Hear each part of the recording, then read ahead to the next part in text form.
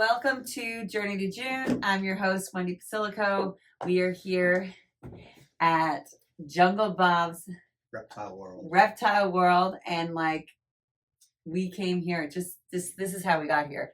We came here because one of my nephews is obsessed with reptiles and learning about animals, and he brought his whole family. And then I got to meet Jungle Bob. So welcome to Journey to June. Thanks for having me. It's a lot of fun. So we thought it would be cool because I was interested in how you even got down this road and all the work you do with kids and educating people. Because I find this place that you have created, it's not around in the world. I don't see it around. Yeah. So to come in here was and to meet you was so fascinating. So tell me about your store first of all. How long have you had it? We certainly are unique in the state of New York. When you get into warmer climates like Southern California and Florida, you may see other reptile stores. And I've taken it upon myself to visit them all, and there's still none like this. We've made this a destination place to go, and that's why it's become so popular. How did I get involved? Always been interested in the animals since I was 6 years old. But you came from the Bronx, am I correct? I came from Upper Manhattan. Upper Manhattan. The Inwood section. So not really snakes by Fort Tryon Park and the Cloisters, if you know that area. I mean, the tip of Manhattan, north of it, where the GW comes into Manhattan, north of there, which is where my dad ended up, and that his whole family, the Irish side of the family. Got it. That's where they were. And we moved out to West Babylon. The old story was they literally got on the Long Island Railroad, and it ended in Babylon. They got off the train, and there was a real estate firm, and they had little plastic houses, and they said, okay, we'll take that one. Didn't even go look at the property and bought a house in West Babylon. And you were 6 or something? 6 years old. Okay. Moved out there, and it was really a confused time because, it was in first grade. That was Catholic school in first grade in New York City. And looking forward to second grade in West Babylon, which was suburbia and little tiny houses all in a row. And I think the third day I was there sitting on the front lawn by myself because none of the kids wanted to talk to me, Charlie. They were just like, you're the new kid from New York City. They were a little leery of me, looking through the bushes at me. And what comes cutting through the hydrangeas, the forsythias rather? A garter snake. So I had never seen a forsythia bush, let alone a garter snake. But for some reason, I picked this thing up and chaos broke out. The kids were screaming. My mother was screaming. My father went for his revolver. He was a New York City police officer. Everybody panicked, and I just went, really? Wasn't that bad. It was just a garter snake. But I didn't know what it was. It could have been a cobra for all my mother knew, And from that point on, there was this thing about this that it made me so popular so quickly that the new kid picked up a snake.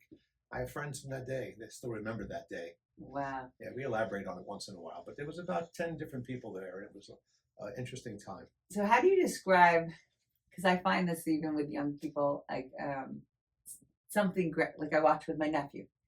He loves cars, and then he comes in here, something lights up.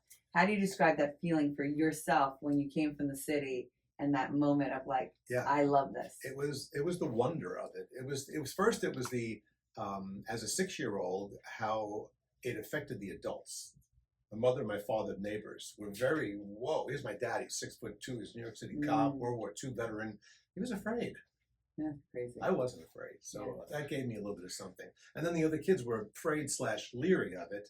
And I said, no, it's not that bad here. And I immediately started to not preach, but to show them what I knew already. And then one kid about a week later came back and said, I know there's a lake down the street there. There's a lot of things like this, a lot of snakes. And off we went, and that journey has never stopped. Cool. So when you were in school, do you remember learning about reptiles and stuff in school, or was that totally outside the school that you learned all this? Yeah, I mean, they may have touched upon it here and there. The library had books for sure. I even have some of the books. My mom knew I was interested, so they started buying me these things. And I still have the ones I had from when I was young. Very little information in them. It was scarce, and now I look back on some of the books, it's very inaccurate for what we have now with the internet and the amazing amount of information there is on television. Do you think having that interest made it hard to fit in school, or was it actually No, the opposite. It may be popular. My first, if it was a first business, I'm not going to call it that, but other than bringing, you know, cans and bottles back to get the whatever it was, deposit money to get a couple of little spare change in the summertime, I started selling the snakes. Wow. So you would collect the snakes and sell them. Yep. Kids in school, can you get me one of those? I said, sure I Yeah. can. And literally would put it in my jeans, and if you sat just right, you know, in a deep pocket, they'd stay in there, and I'd bring them into school and sell them for a quarter. And then this kid, Mike Kelly, his name was, who said, you know, I know where they are. We collected quite a few. And there were 2 department stores that were miles away from us, but off we went on our little Stingray bikes with the Tony the Tiger handlebars, handlebar covers, and went to Times Square store and Billy Blake, if you remember that store. And there was a department store with automotive, men's, women's, pets. And we went to the pet store and said, hey, mister, if you want to buy some snakes. So and you were starting a business. We had a business. At the age of 7. 7. Yeah. So when you, because you also did other work. So when you went to school, college, did you just keep that as a side hobby? Yeah. Or like what was your When I went thinking? off to school, which started in Stony Brook, and it was commuting, and then I went to Oneonta for 3 years, where my sister went before me, so I had family up there. That's where it stopped. You know, we did other things in college besides chasing snakes, but interest is always there. I still find them up there because upstate is filled with all kinds of weird reptiles. So that was always fun. And then got out of school, got a job, got married, and when my kids came along, we had a pool in the backyard, and there was a milk snake in the pool skimmer. It was like, whoa. My son's like, what is that? And here we go. And went back. It went off again. This time I had the money to get what I needed, the money to travel, and we never looked back. That's a good 30 years ago. So 30 years ago, you didn't open this. 30 years ago, you just traveled. No, we actually bought, it was a going concern. It was a little store in Center Reach called the Reptile Center. It was there for about 10 years, but it was a sleepy little place. And when I started buying animals, collecting animals, and built my collection up privately, I would go and get my supplies there. And more often than not, when I went, they didn't have what I wanted. And then there was a new owner, and they didn't have what I wanted. And a new owner. 4 times I watched the owners change. And I was in the computer business at that time, and did very well there. But had animals in my office, had animals in the back room, had a whole menagerie of things, and a group of people that helped me take care of them while I was running a computer service company that serviced banking equipment all throughout the Northeast. 52 people. So I always find it interesting when it's part of our journey, but like you had to create a living.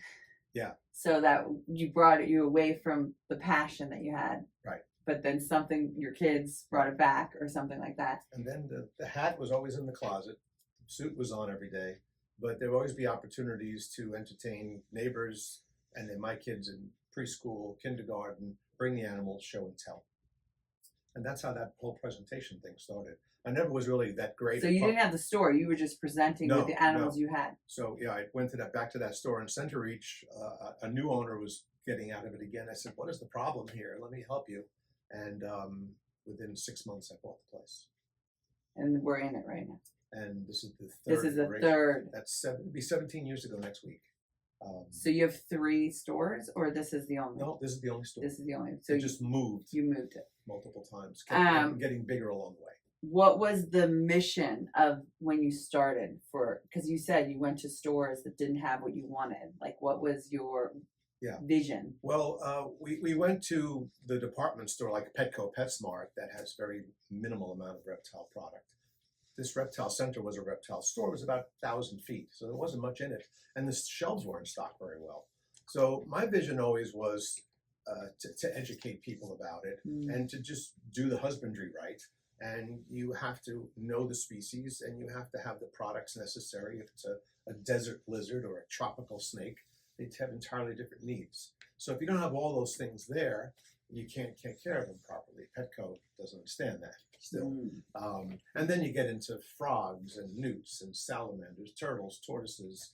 We got into the invertebrate animals like arachnids, scorpions, tarantulas. The needs are different across all of those animals. So that's how our knowledge base, and we accumulated people here from my children to some other employees who just know what they're talking about when it comes to the husbandry.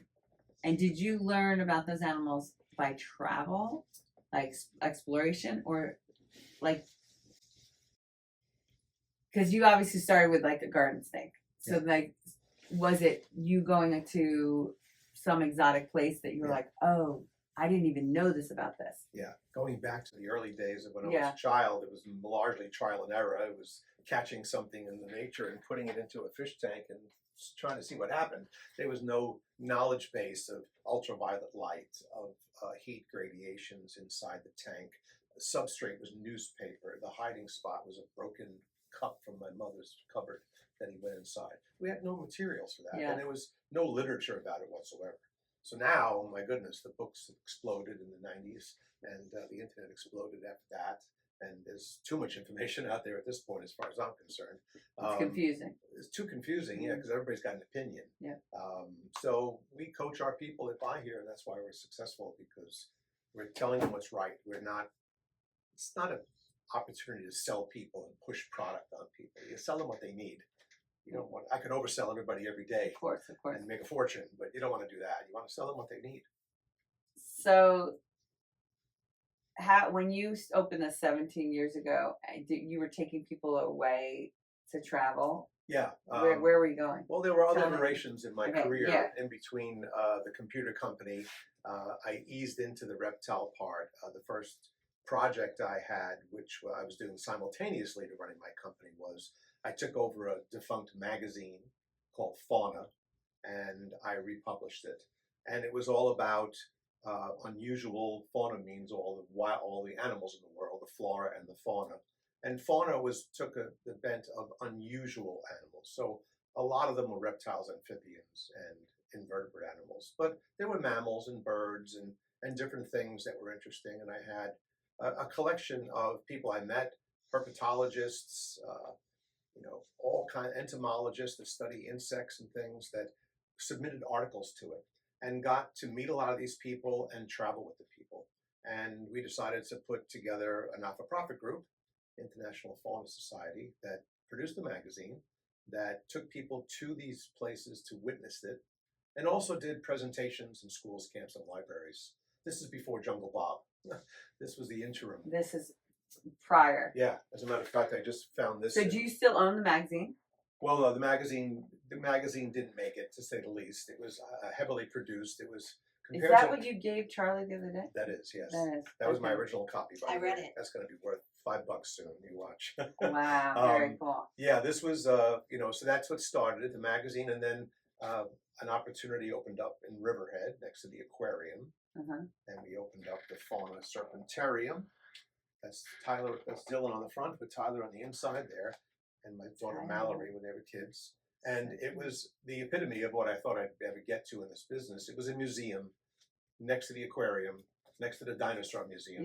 Was the Fauna Serpentarium, showing people, and it was wildly successful the first year or two, and then it just fell off. So took a break, took care of aging parents, and when that ended, unfortunately, now what am I going to do? And a good friend of mine said, that fauna thing was a great idea, but that's the worst name I've ever heard for any kind of a business. You should have called yourself, I don't know, Jungle Bob or something.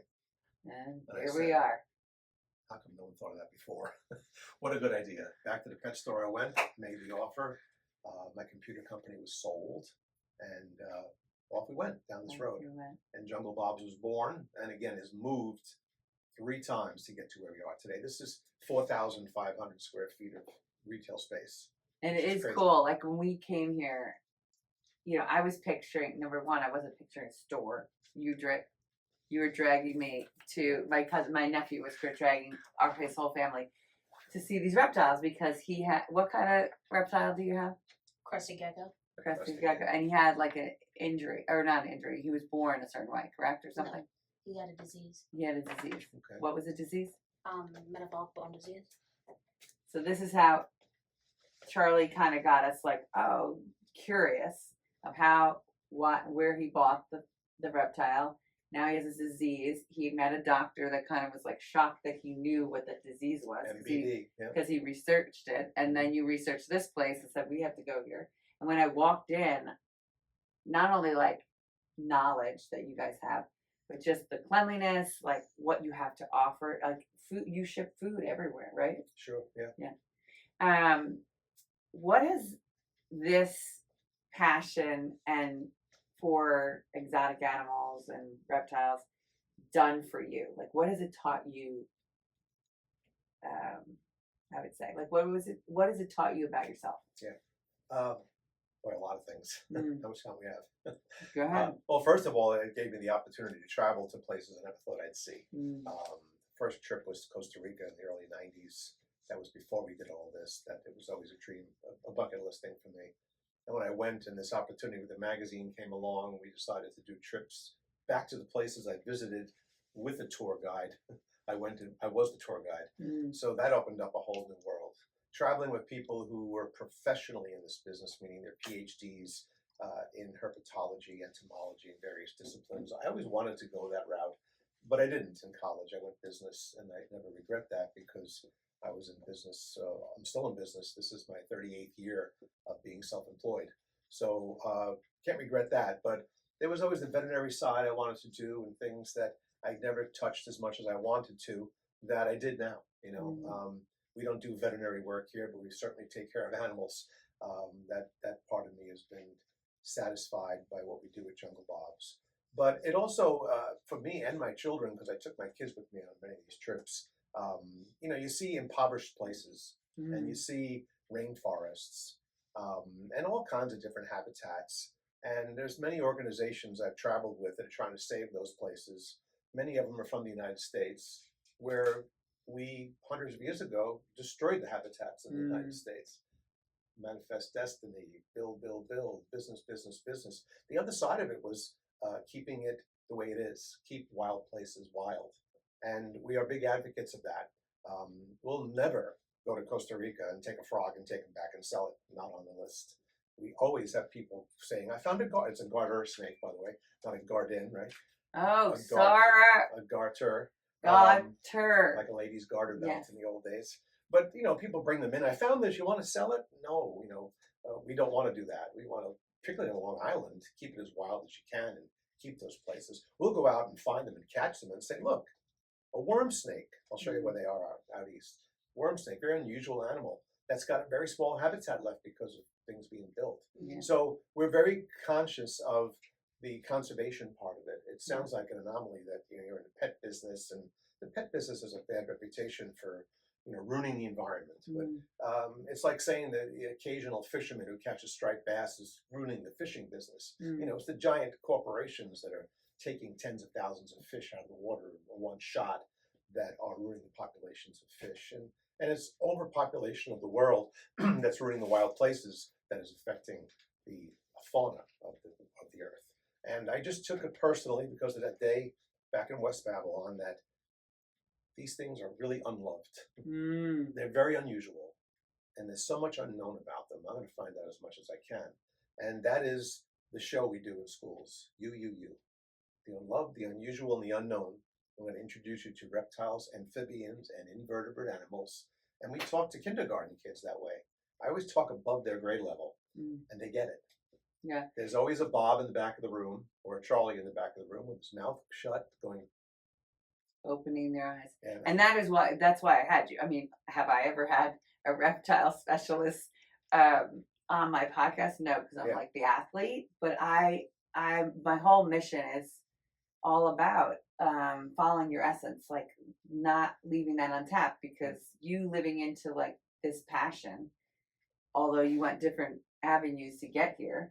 You didn't do like Scientology or whatever you wanted to, like you had a different passion when you were young, but you chose business.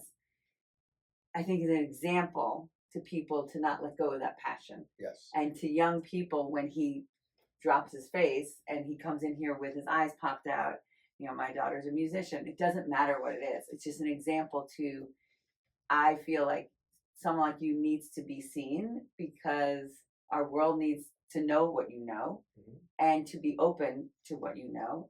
And there's people like Charlie will carry on, your children that will carry on that passion. And that is what we're about. And when I hear, that's why I've never said, let me go to the store, but it makes me even want to know more about people that do extraordinary things that I normally wouldn't know. Right. You know? Right. So like I love it. Plus I'm an educator myself. I used to teach in Harlem. So I just think it's missing in the world of my daughter's 6, all my nieces and nephews, there's 18 of them. I don't think experts are brought into schools teaching this knowledge that would blow their mind. Yeah, and it's the education part never stops because I said, eventually I'm going to tell every kid in Long Island that snakes aren't slimy. Dispel the myths about these animals. Yeah. There's this, from the Bible on through history, reptiles in particular get a bad reputation. And everybody says, "Oh, I'm an animal advocate. I love animals. I help a not-for-profit group out in the East End, but I don't like reptiles, though. I don't like snakes. Yeah. They scare me." And here's people who are, into major not-for-profit groups, animal advocates that don't like those types of animals. When I quiz them as to why, they don't really know. They just were told that snakes are slimy. Yeah. Snakes aren't slimy. No, I And on felt it, yeah. down the road, there's the books I had as a kid had those facts in the books, and now with the internet and the explosion of disinformation in the world, reptiles really don't have a chance. So if you have not everybody gets to be with Jungle Bob, but if you were a parent listening to this podcast or a child that's interested in reptiles, because there's so much information out there, and I wish everybody could have a Jungle Bob around their neighborhood. What would you recommend them to either read or obviously your YouTube channel is great, but what would you recommend to open their eyes more? Yeah, there certainly are tremendous. I'm a book guy. I'm on the internet all day, every day. But I got a few books here. But my library is at home. My son, I gave most of my collection to him when he opened up his. He bought a house a couple of years ago. There's nothing like looking through a book. And Dylan, who's here, little guy in that picture. Look at the look on his face, just because he's holding that gator. When I come home from work, when he was 4. I had a book called The Encyclopedia of Snakes. Let's say, pick a page. 72. And we opened it up. Oh, the rubber boa. Let's find out where it's from. Let's find out what it does. Let's find out what it eats. How big does it get? And by 6 years old, he knew what was on each page. At 4 years old, we went into a pet store over here in Ronkonkoma once. And he said, "Dad, look, a Sinaloan milk snake." And the guy working in the store said, "That kid can read?" I said, "No, he knows it's a Sinaloan milk snake." So his knowledge grew from species identification to geography to reading to you just go down the line of every discipline that is not really great these days with a lot of kids. That was instilled in him by that. And it doesn't have to be reptiles. It could be music, anything. It could be golf. Yeah, right? No, it's true. Get a good book on golf and just read and spend time with your kids and follow their passion. I have parents like crazy to do that. They come in going, "I don't really know why I'm here, but my son wants this thing." Yeah. Many say, "No, you can't have it." But often they give up and let them do it. And it keeps kids on the straight and narrow. Yeah. There's a lot of ways to get distracted as a child. And we've seen kids grow, like you just met Mike. Yeah, the one kid that came to you. Yeah, they're just great kids. They grew up the right way, I think. Not because of me, but because of their parents and giving them that opportunity to follow what they really want to learn.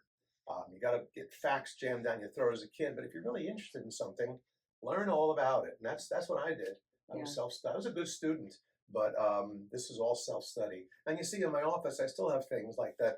That was in that little geological time chart right there, right next to each other. That's goes back a billion years, and I still refer to it once in a while. Which is in the back of a book somewhere. We pulled it out. So much history how we got here too. Like it's learning that. And it's changing every day. Yeah. It's changing every day. That's the best part of the internet for me. It accumulates a lot of little stories and will deliver them to you in a concise form. You're not going to go looking for them. Yeah. But they're finding new snake species still all the time in various places in the world. I love the education part because I believe in experts coming into school and experiencing outside the classroom, not in a desk. Yeah. Hands touching. What's the coolest animal or reptile that you've come encountered with in your travels? Oh, traveling, we've seen so many. One of my highlights was on a trip to the Amazon. It was in a group, marching through a little marshy area that we came across an anaconda. And that's not something you see it on TV. Guys Yeah, yeah. walk through with bare feet and pick them up, but you don't expect to see one. And when you do, it's something else because it wasn't a giant one, but it was a good 8 feet, and they're extremely powerful, and they're in the water, and they're very aggressive. How So big are they? they can get 20 feet, but and really it's the length, but it's one of the longest snakes. So it's the heaviest snake. They're big bodies. They eat gators. They live in the water, and Florida. the buoyancy keeps this. They grow to magnificent sizes. Mm. There's all these rumors about how big they get, but it was really hard to subdue this thing just to get a picture of it. It took 4 people just to pin its head down, and it was squirming, and it was not videotaped because our hands were occupied. We didn't have a camera crew with us. That was a highlight for me. That was one, but we've done some crazy things. Any scary moments that you're like, oh, I didn't know about this, or Scariest moment for me was on a trip to South Carolina, which was a fellow was down there who used to have a little tour where he would, in the farm area in Columbia County, he literally put out boards, and from the used car lot, he took all the hoods off cars and he put them out in a 25-mile radius all around South Carolina. A car hood with just enough space under it for snakes to go under, for the rats to go under, for the quail to go under. And this guy kept a logbook of how many snakes he found. And it was an incredible dossier of animal life there and what they ate and what the temperature was and what the moon variation was. Incredible knowledge base. And we caught, I think, 37 snakes that day. Probably 25 of them were copperheads. And the 25th one bit me, which I didn't think was possible because how could you make that mistake? But I pinned it and I went to pick it up, and I did, but there was another one underneath him. I didn't see it. What did So it bite you? one Hand? little fang got into my finger, and Uh-oh. I was like, it must have been a thorn. And he was dealing with me. He's like, "No, are you all right, Dad?" I said, "Yeah, I think I'm okay. It's itching a little bit. I don't think it was a snake. It was just one. Snakes have fangs. They have 2. It was just one little hole. We'll be okay." Within 30 minutes, damn. Blown up. boom, boom, boom, boom, boom, it starts throbbing. And I said, "I think we've got a problem." He says, "Okay, off we go." And what do you do when you get bit by a snake? Go to get anti-venom. You go to the hospital. Yeah. Run. You don't put a tourniquet on it. You don't have your friend suck the blood out of it. You don't do all those things you see on TV. Right. You don't do any of those things. You You go to did the in the old hospital? Wild West movies. Yeah. If you tourniquet it, your finger's going to Yeah. atrophy off. So it was a lesson learned. It was a big hospital bill and overnight in the hospital with a sausage finger. So that was the only time you ever got bit. That was the Poisonous. worst thing that ever happened to me on a trip. Yeah, Yeah, yeah. it was again an experience, and then the pain started to go up. Yeah. And the doctor, who ironically was from Rockville Center, he said, Come on. "What were you doing catching snakes?" He said Yeah, to me. that's what I And do. I said, "Well, I know." He goes, "You sure it was a copperhead?" I said, "Oh, I'm definite it was a copperhead." They were frowning upon the idea of catching snakes while you're doing that. But the weird thing about it, the pain was so intense. The pain was over here. It was off my body. There was no way to subdue it and hold it and make it feel better. It was over here. Wow. But the finger got black like a knockwurst, and when it got to there, they had to put the anti-venom in. And then it just went out like the tide. Wow. The pain went down, the swelling went down. It hurt for days.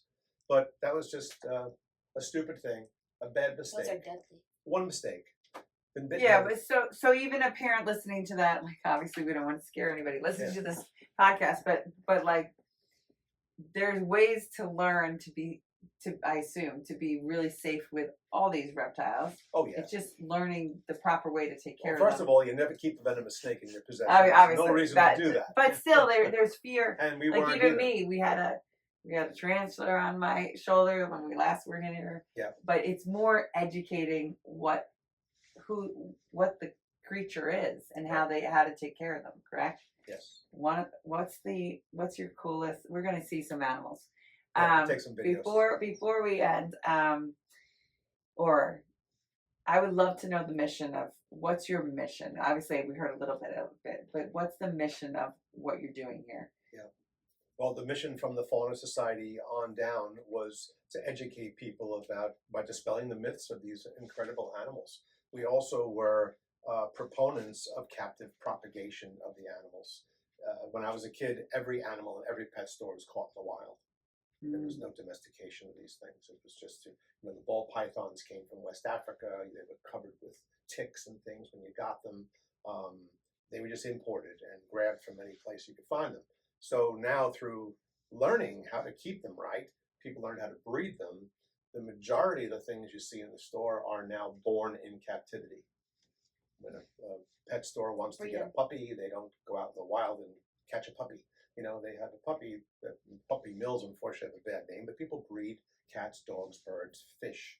So reptiles is a little bit behind. Fish too. We're behind the curve on that. But my goodness, it's caught up in my time here at Jungle Bob's. It's 100%. And there's a great thing for a young kid that wants to get involved in the business. It's the new term is a side hustle, and that's called a side business in the old days, right?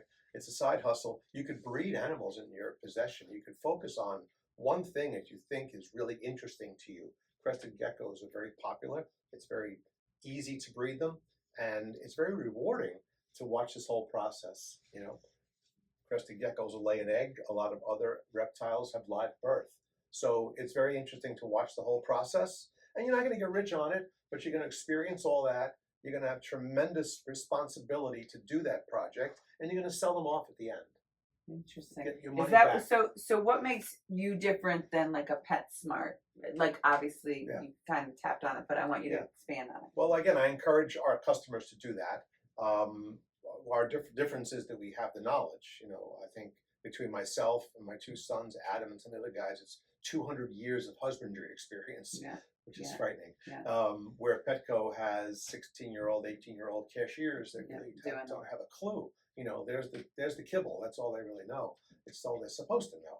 So that's why you have to come to us, and that's why people do. We want to keep the populations wild. We want to stop harming the populations any way we can. In my travels, I've seen, and I joined years ago, I was part of the United Nations Equatorial Initiative to keep the people, poverty is, a lot of it is around the equator. So it was, don't tell them don't cut the tree down, show them what's in the tree. So the tourism part really was good to bring people to those areas, to bring business and an economy to those areas, so they don't destroy it for the quick gain.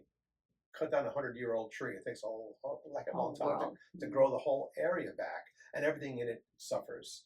We've learned how symbiotic things are, how one animal can affect the whole area, and we're still. I'm far from an expert on that, but I know enough and more than the average person to know how important it is. I'm even an advocate here on Long Island. There's so much going on with the chemicals in the ground, and everybody wants a nice lawn. And wow, there's just no reason to have a nice lawn when you could have wildflowers, which we call weeds on Long Island. But when they blossom, it's pretty cool. And we seek those places out and want to keep them that way. So I support all the nature centers around the area. We do our shows there. They love us and we love them. Yeah. What would you say makes what three characteristics make you who you are? What makes you the leader that you are in this field? Certainly passion's right up there. My business acumen has really helped this. A lot of other people have the same passion but didn't have the business acumen and failed when it came to the business. So I put those two together and that worked. But then I got something in my house that says, the harder I work, the smarter I get. You just kind of have to keep working hard and keep doing it. And when you fail, that's one step closer to being a success, right?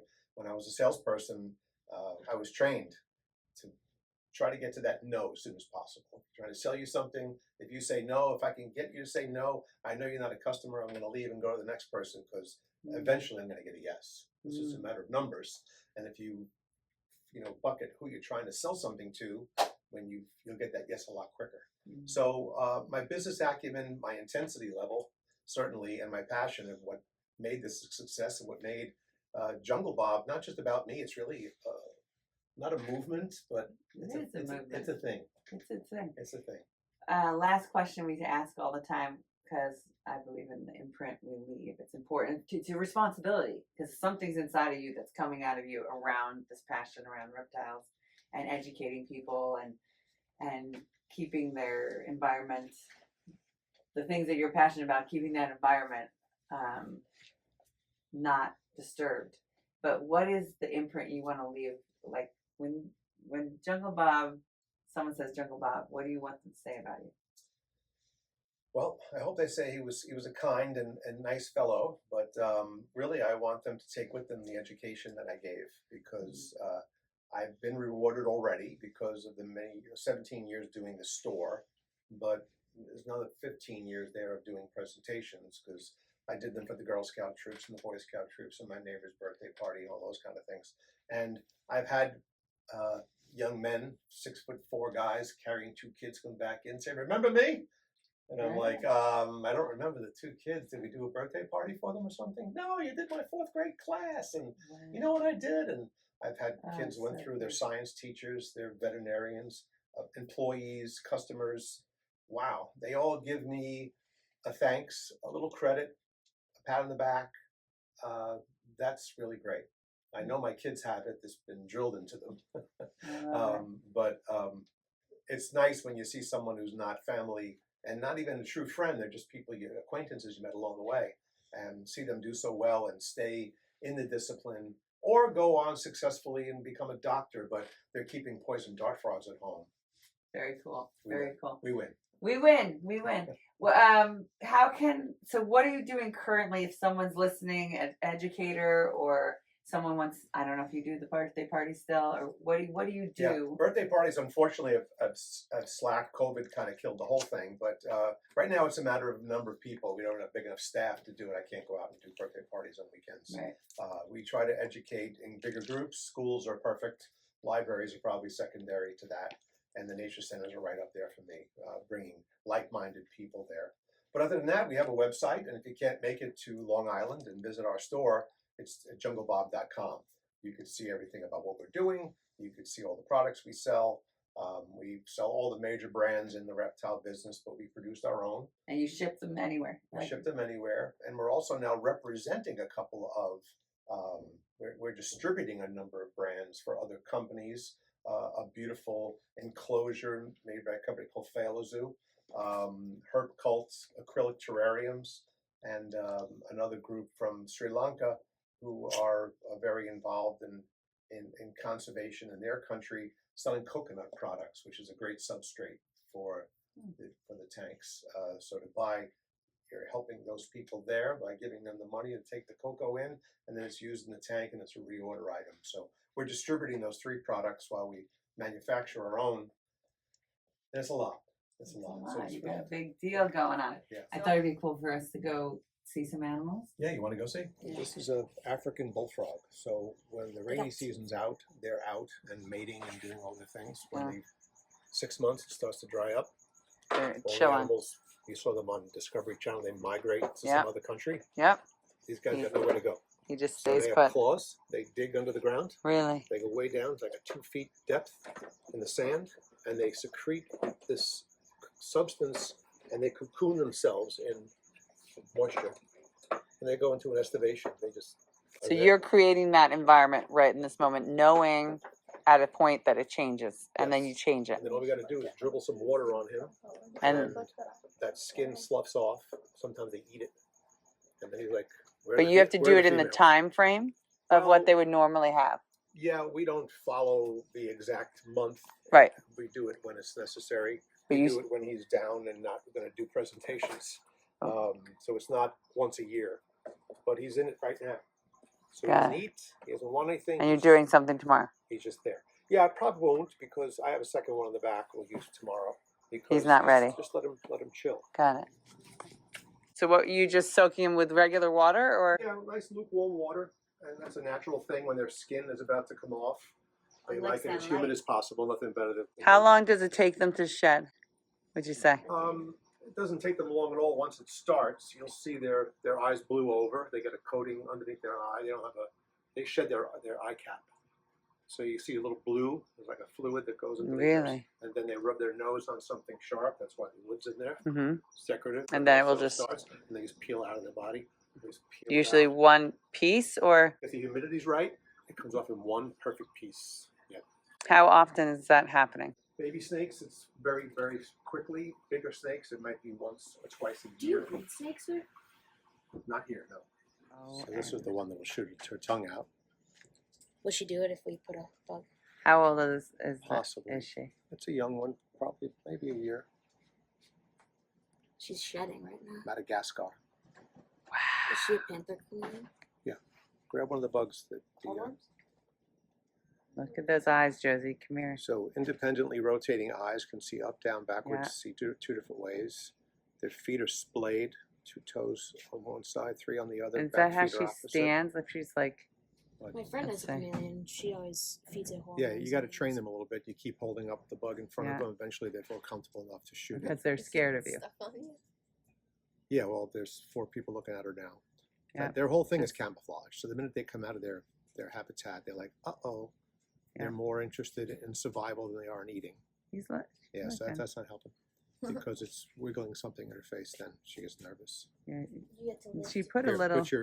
they like to climb. When they're nervous, they want to climb. So put your finger above mine. Your finger. Go ahead, Charlie. She'll grab on with that cool. splayed foot, Yeah, look at that. and then her tail is prehensile. So when she gets nervous, she wants to go up and up and up, because up is safe. Up into the trees. Look, she's going. And Yeah, she's looking for the tree. Oh, she's Wow. nervous. All right, so put her she back. really wants to get back into the plants, Yeah. you know.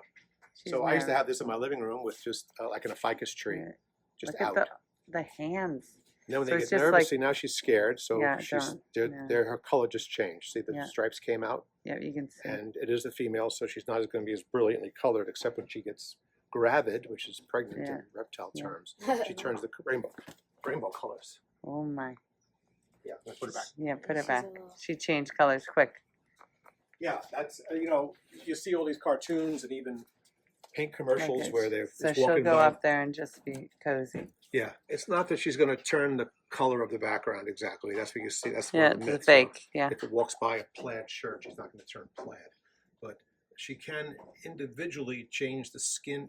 Every little cell in her body, she can change the color at will. Wow. And then there's patterns that just come up when it's too cold, it's too hot, when they see a mate, Yeah. when they see a rival, they'll change. How old is this one? It's a young one too. Maybe a year. So you will sell. That's for sale. Yeah. This is that's what I want. This animal. Who would you say was the most influential person that you've met? Whether whoever, through experts to travel, for yourself. Yeah, I mean, I've met a lot of the top herpetology people in the country. I won't flatter them by saying which one I like the best. Right, of course, of course. We certainly spend time with Jeff Corwin and other people who are television stars. Most recently, and the person who's making absolutely the biggest impact that is near and dear to me is Coyote Peterson. Mm, Coyote is right there. We're in the same mindset. mm, He does the same thing I do, but he just videotapes more than we do. mm. So he became popular, meteoric rise once he hit his stride there. And there's no end in sight for where his career could go. So when he comes to New York, he always stops by and sees us. Oh, awesome. That shuts Selden down. Last time he was here, shut the parking lot down all the way across the street. People wanting to get in to get an autograph from Coyote. Wow. And then he goes on all the talk shows, and I go with him. Great. So we direct Castro with us.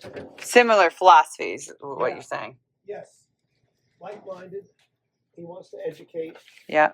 but it's a fine line. We used to call it edutainment, you know? Yeah. You're educating, but you're entertaining at the same time. So there's our boy, There he is.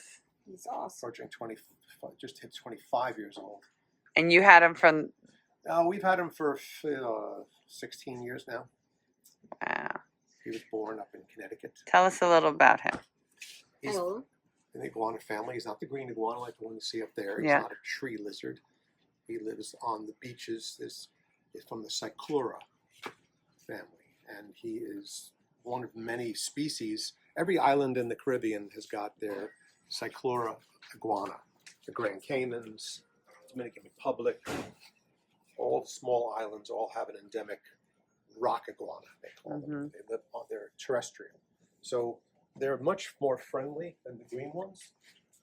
The green ones, you see the one, you probably see them up there. They like to be in trees, so they really don't make the best pets. When you put them in a fish tank, and they can't get, they're looking up at you all the time. They're just naturally nervous about that. That's a bad spot for them to be, below. You want them to be above you, and they're happy. These guys, they're fine this way. Yeah. They're just, when they get big like this, they're non-aggressive. So these spikes on their spine, like what? So that's just all protective. Best I've learned is heat dissipation. You know, reptiles have to thermoregulate their body.